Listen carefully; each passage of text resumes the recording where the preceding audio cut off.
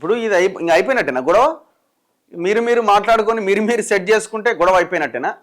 మీరు సారీ చెప్తే గొడవ అయిపోయినట్టేనా? చాలా అంశాలు తేలాల్సిన అంశాలు ఉన్నాయి కదా ఇక్కడ. ఫస్ట్ ఎక్కడ స్టార్ట్ అయింది గొడవ? సమ్మక్క సారక్క గద్దెలు 71 కోట్ల కాంట్రాక్టు. ఆ జీవీఆర్ అనేట ఆయన ఎవరు? ఆ కాంట్రాక్టరు. ఆ జీవీఆర్ని డమ్మీలాగా చేసి జీవీఆర్కి రాకుండా టెక్నికల్గా ఆయనని ఎగరగొట్టి పీవీఆర్ అనే ఇంకో కాంట్రాక్టర్కు, ఎవరైతే పొంగులేటి శ్రీనివాసరెడ్డికి సంబంధించిన కాంట్రాక్టర్కి ఇవ్వడానికి ప్లాన్ చేశారు.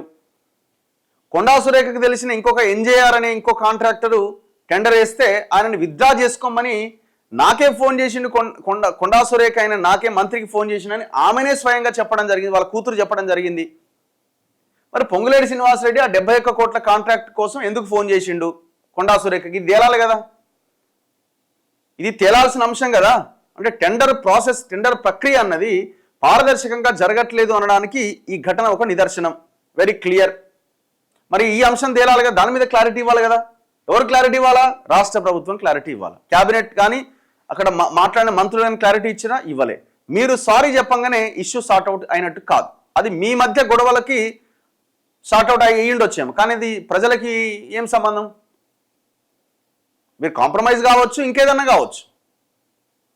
వాళ్ళు మీకు సారీ చెప్పుండొచ్చు, మేము మీకు చెప్పినాం కదా ఇంటర్నల్గా, మీరు బహిరంగంగా చెప్పండి అని మిమ్మల్ని అడిగితే మీరు చెప్పుండొచ్చు.